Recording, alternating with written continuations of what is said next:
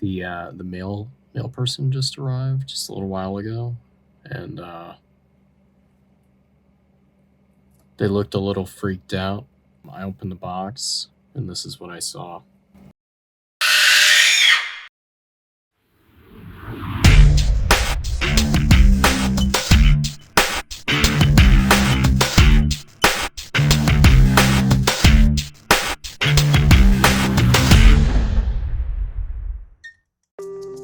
So if you don't know what Demon Ship is, it's a micro game from Malev, and he's a phenomenal artist of all kinds, both musically and on the paint scene, and he's developed this game which can be played by yourself, which is totally amazing. And it's inspired by things like Alien and what have you, where you have an antagonist that's just kind of this ever-present terror in an enclosed space, and that's really cool to me, and I really like the source material of it, and I can't wait to get to playing this. So I've got my terrain board in now, and it's time to get it together. I've already got heroes and demons ready to go, so in the meantime, while we paint this, make sure you go check out Malev right here, and let's get started. Let's see what's in the package first. We got to get this assembled.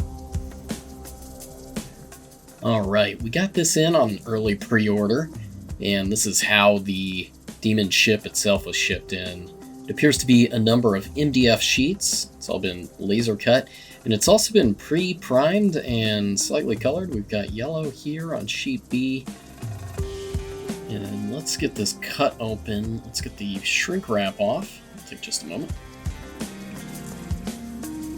From the initial inspection, everything appears to be in order. So thank you very much out to Travis here. Great job.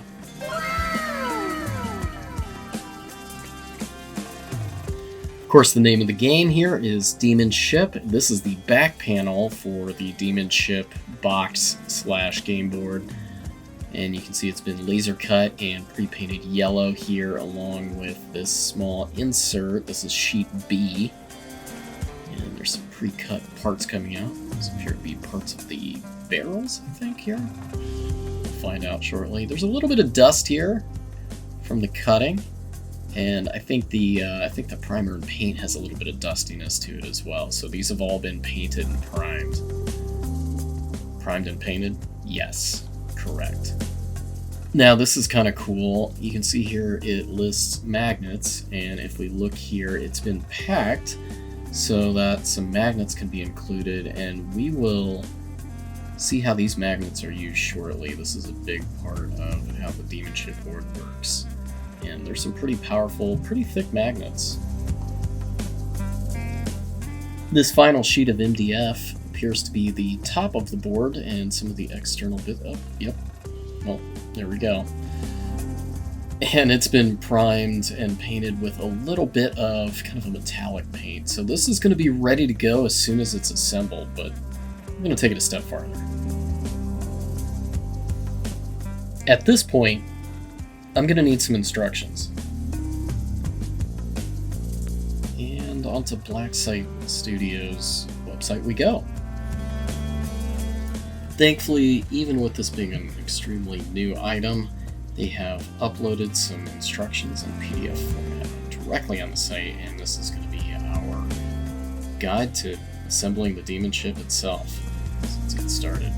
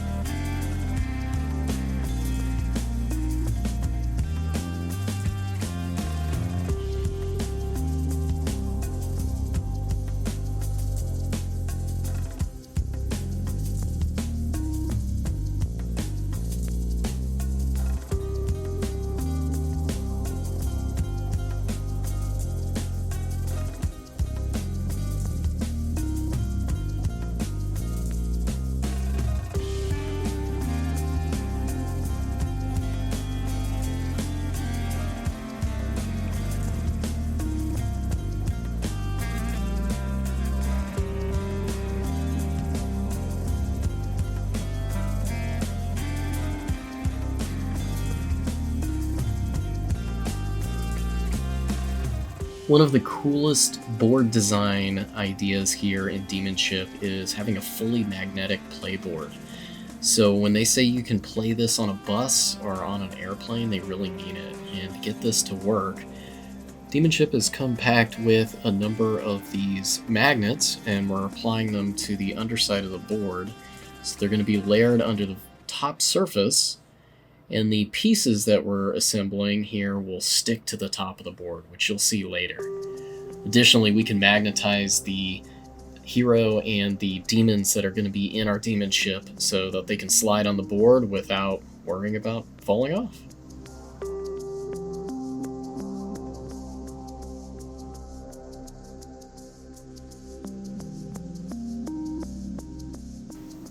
After a little zip kicker to make sure that our glue is setting, you can see how it's looking, and the magnets stick.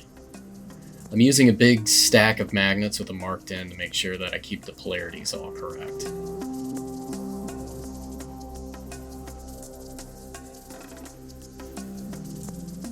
I'm using super glue here to assemble everything. You can potentially use white or PVA glue or wood glue to do so, but I figured super glue would be the fastest. Each of the wall sections, here is a 1x1 wall section, has an interior core along with some facing sides that we have to attach, as well as a slot for a magnet on the bottom to attach to those magnets that we just glued to the bottom of the board.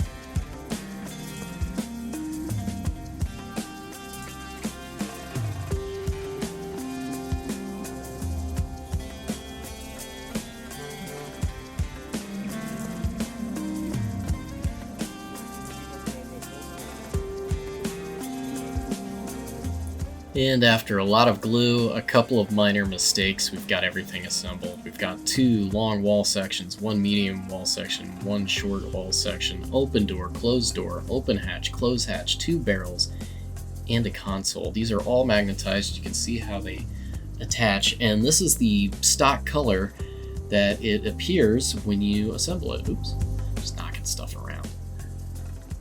But this isn't what I want it to look like. I want to go a little bit more synthwave.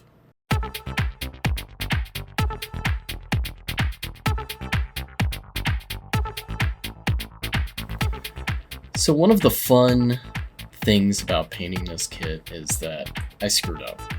I screwed up real bad. I did not shake my rattle can primer well enough, and the enamel did not cure. So all of the enamel primer that I applied to my Demon Ship board is partially uncured. Now I had to wipe some of it off, but we're going to continue.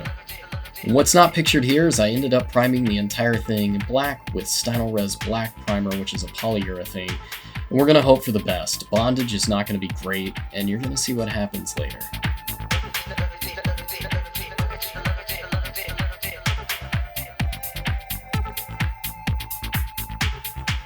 Now that I've got everything primed black with Stynylrez black primer, I'm going to bust out the Stynylrez white primer and do some directional shading on each and every one of these pans. I'm going to go from corner to corner in the same direction on every side of this. I'm setting up a basic shade here, which I'm going to use to tint in my next stages.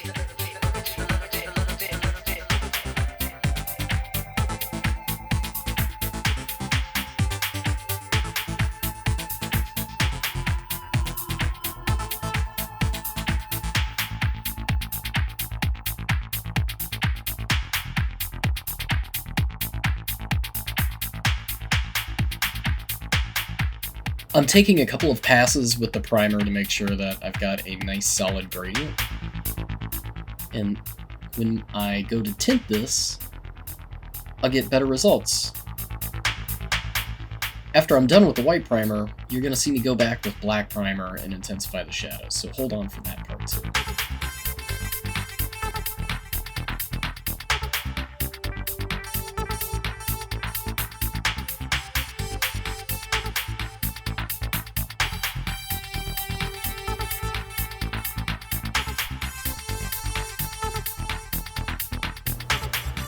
And at this point I'm just reinforcing these lights and shadows so I can set this up for a bit of tinting. I'm going to be using some Cuttlefish colors here in a little bit, but I wanted to give you an idea of what kind of angles that I'm kind of approaching this from.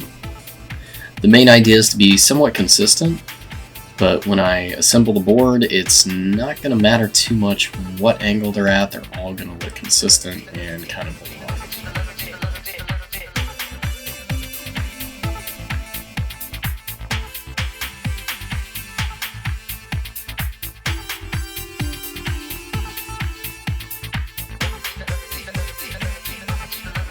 On this hatch and the barrels and the console coming up, I'm setting up some very specific undertones for some shading and lighting that I want.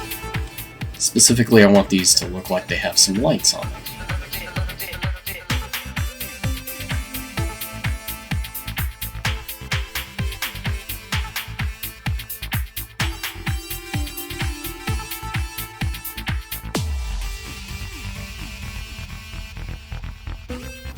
I'm going to use a bit of an accent color when I do the doors to indicate that there is a light coming through the doors. That accent color is kind of going to indicate some of the tertiary things in the environment and break out from the primary and secondary colors that the majority of the board is going to be comprised of.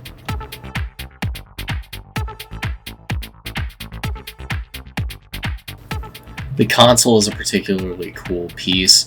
The little lever on the console works, and there's a keyboard, a display panel, and a few lights here. So what I'm going to do is I'm going to pre-shade the console panel using the airbrush. And then I'm going to hit the three little lights right above it and also shade the lever. So when it has been activated and flipped when I'm playing the game, it's easy to tell if it's active or inactive.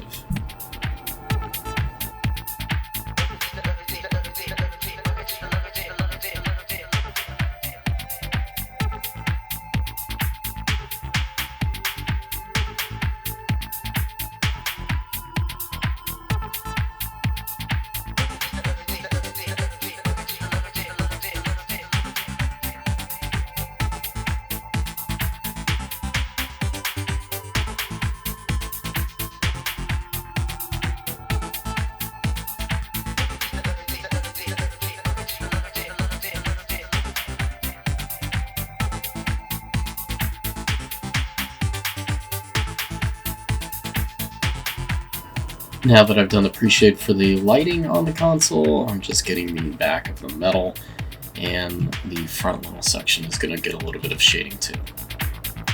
Again, this is all going to get tinted.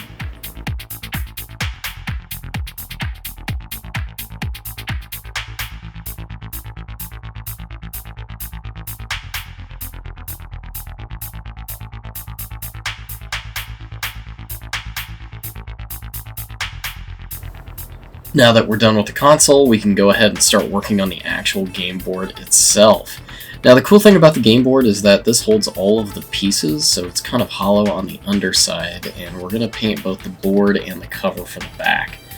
Now I'm going to use a consistent lighting pattern just like on the long wall pieces, so it's going to be the top left to the bottom right again here, and I'm going to put a third kind of light in here. Now on the sides, I think I'm going to use a tertiary color here to break it up from the top, and on the top I kind of want to give it some random lighting. So you'll see how I shade in the top here in just a moment, but this is how I'm going about shading in the sides. And once I've done it on one side, I'm going to turn it around and do the same pattern on the next side.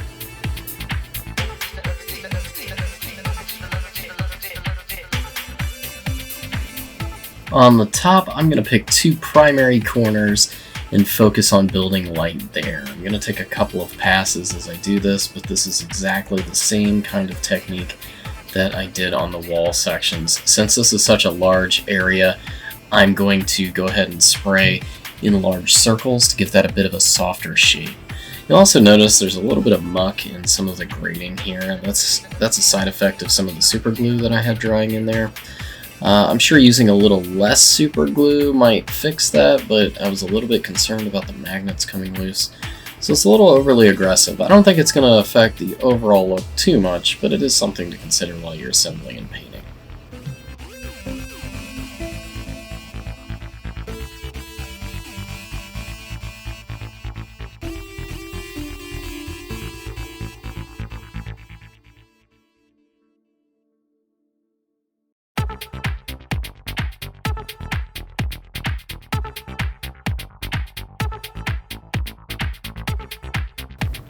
As with all pre-shading, I always recommend doing your highlights first and then adding the shadow back in. The shadow is almost as important, if not more important, than the light itself, for it really gives it the contrast when you have this back in.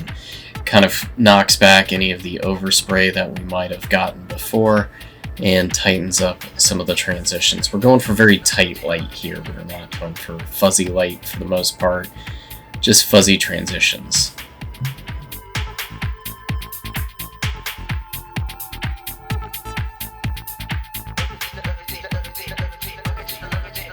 Speaking of adding shadow back into those individual pieces, here we are, adding that back into some of the wall sections.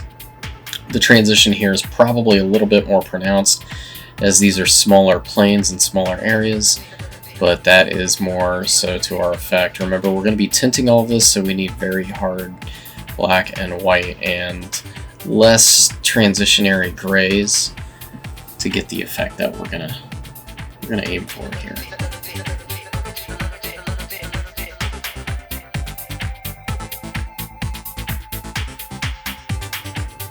Now here comes the really cool piece of this, the backplate. This actually slides into the base and holds in all of the pieces for the game.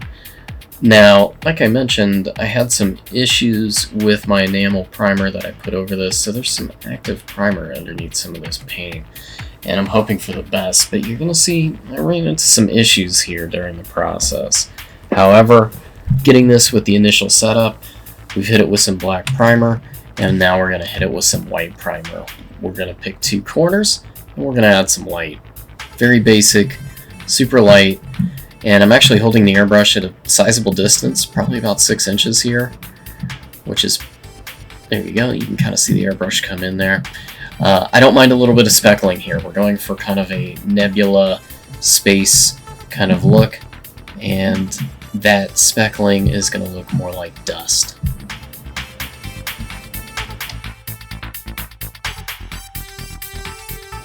Now that I've added a little light and worked some shadow back in, taking some of that black primer, my toothbrush, and I'm actually flicking this over the white paint just a little bit here. Now I'm going to be doing this to each and every piece that I've done so far, and this is going to add a little bit of chipping and negative light here. In this case, this actually looks like things in between the perspective and the light source in a space pattern. Oh yeah, and always make sure all of your paint is dry, especially things like this where you're speckling or flicking large globs of paint, or large-ish globs of paint. They take a little bit longer to dry, so something like this heat tool might come in handy.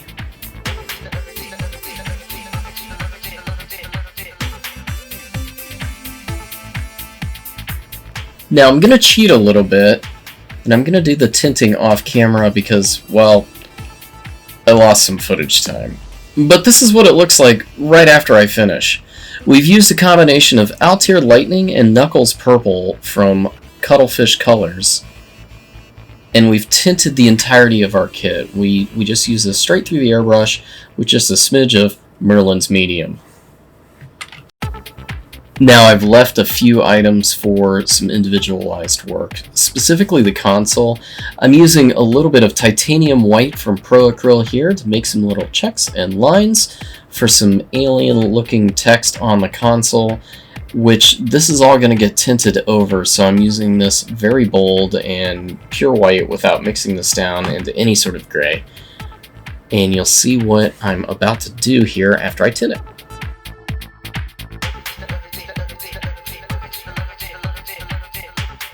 I'm also going to do some very quick rough edge highlights on a number of items. This includes the barrel here, the doorways, and the hatches.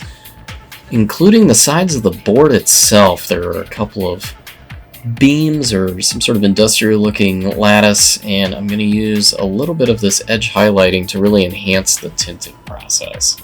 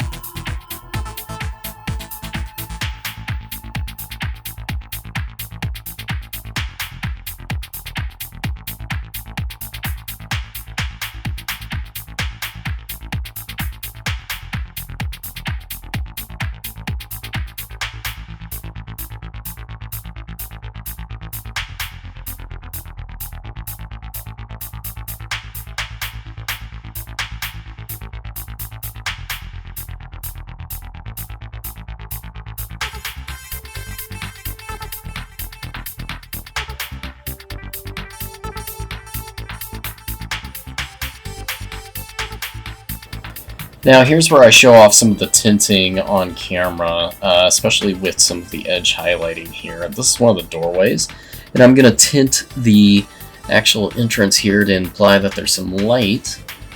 I'm showing from a direction, and it's going to be green. I'm taking this very slowly. We want to build this green up over a little bit of time and not let it pool up on the model. And then I'm going to tint the doors just a little bit too to kind of insinuate that there's some light coming through. The console here is a little bit different. We want a backlit screen. This is kind of harkening back to the 70s and 80s computer screens that were all CRTs and pushing this green color. And we're just slowly tinting over that, including the lines. We added a little bit of highlighting to the little lights above the panel as well. And we're going to make one of those green. And we're also going to hit the lever here.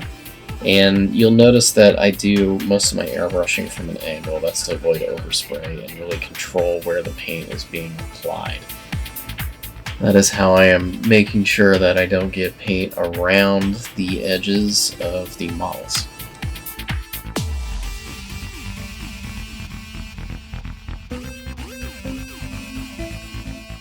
I'm going to give the sides of the playboard the same mutagenic green treatment here, but we're going to adjust that just slightly as we progress. You'll notice that the line work that I did all around the sides here is going to give us a little bit of an edge highlight combined with the quote-unquote chipping effect that we got by using the splatter. Now after I've applied the green, I'm going to go back in with darkest depths here and tint the bottom half of the sides of the boards here to make those a little bit more blue and kind of get that blue-green tinting effect. I don't want the green to overtake what's on top. I want it to be a little bit cooler and less bright. So that's why we're applying this. I'm doing this very thinly so I don't overpower the green and leave some of that lighting on the top. I need to set up some lights here, so I'm going to use some titanium white through the airbrush on these barrels to make some setups for some lights.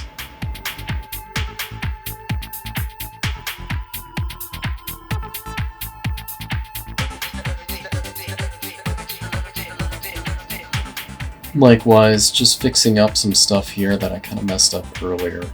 Kind of go back and retint this, but I messed up the tinting step on that. Alright, it's time to apply a little bit of Pink Dragon, and we're going to put that on the lights for our barrels and our console.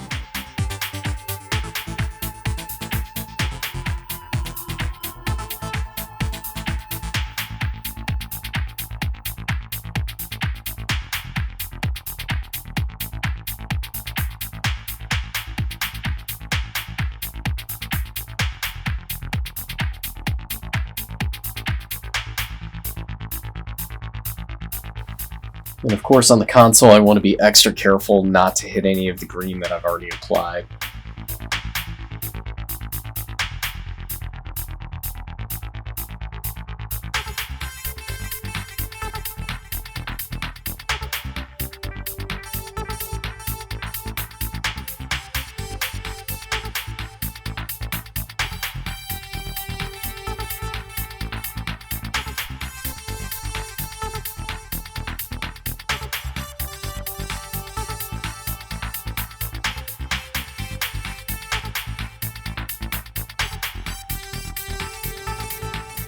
Alright, more splatter tech. This time I'm splattering some white on the panel here. And getting that sweet, sweet space backdrop. Wow, that was easy. But with all things, not everything's going to be that easy. We're about to have some catastrophe. Right now I'm using a circle cut stencil to make a quick moon.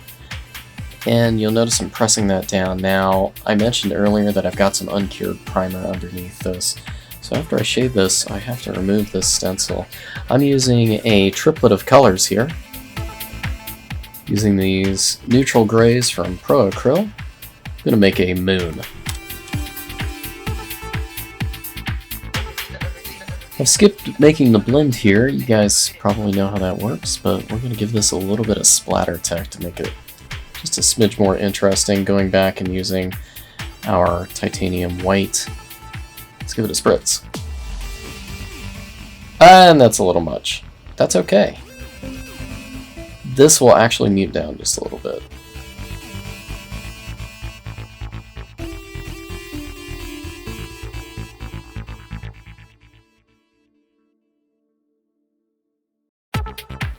Another spritz of black paint too. We've got some nice texture on our moon. Now, of course, here's where things go wrong. I remove the paper with the masking tape and expose the frisket, and when I go to remove the frisket, I immediately notice that there's some paint that starts pulling up underneath the frisket. Uh-oh. I take it slow, but yeah, it's coming up. I don't think I'm going to be able to avoid this. So this part kind of hurts. I'll let you suffer with me. Oh god. Anyway. After kind of mucking down the edge of the paint that was coming up, I've re-primed it yet again. Now, it's got a bit of a different finish because I did take the time to satin finish this between these steps. So it's going to get another clear coat at some point and even that out. Now, due to the struggle of this entire project, I ended up not recording the next part where I ended up airbrushing a planet, semi-overlapping the moon here. I used a combination of colors, which included ochre brown, whole red, khaki, and black from Pro Acryl Vallejo, both. And using those colors, I did a bit of a circle technique, some shading, and a smear technique. And this is what I got. So here are the pieces individually all satin coated up, which I'm pretty happy with that. You can see how they've each turned out with a little bit of splatter tech on the individual pieces. And this is the back panel itself. You can see there's a nice space backdrop, and we've got some perspective on some planets, and this slides right into the back of the case.